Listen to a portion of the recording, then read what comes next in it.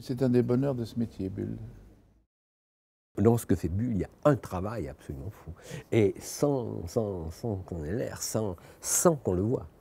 Elle aime aller vers les choses un peu riches, voilà, de sentiments, de possibilités. Mais elle imprime toujours une qualité, une présence et quelque chose de très attachant. Elle est légère comme une bulle, mais une bulle, ça donne l'image qu'il y a de l'air dedans, qu'il n'y a rien.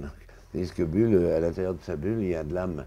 Elle a une modestie même en face de l'exploit qu'elle accomplit qui est absolument incroyable. Elle n'en est pas fière dans l'expression. C'est quelqu'un qui demande qu'on lui dise tout, mais en fait qui n'en fait que sa tête. Donc comme ça, on a la paix. Ça, c'est les très grands acteurs qui ont ça, qui ont un truc dans le regard. Quelque chose qui peut être très enjoué, très gai, et en même temps tout à coup très triste. Quelque chose de très triste et profond dans le regard. Leur présence, à l'une comme à l'autre, est faite d'abord et avant tout d'émotions, et moi c'est ça les acteurs que j'aime.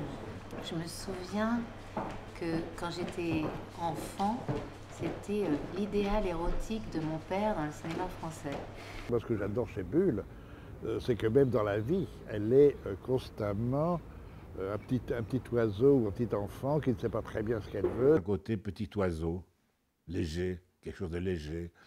Donc elle apporte ça dans un film, et c'est pour ça que beaucoup de jeunes sont très passionnés par elle, très intéressés. Elle est comme un songe, comme une rêverie. Elle est complètement fascinante. C'est une des présences les plus fortes qui soit. Je me suis dit, tiens, c'est marrant, on voit les choses de la même façon. Pour moi, Belushi dans le cinéma, c'est une vision fantasmée des rapports entre Seyrig et Deneuve dans Peau d'âne. C'est vraiment une bonne marraine, une bonne fée. Mais c'est magnifique qu'il y ait des personnes comme ça dans ce métier. Ça va, je suis en accord avec moi-même.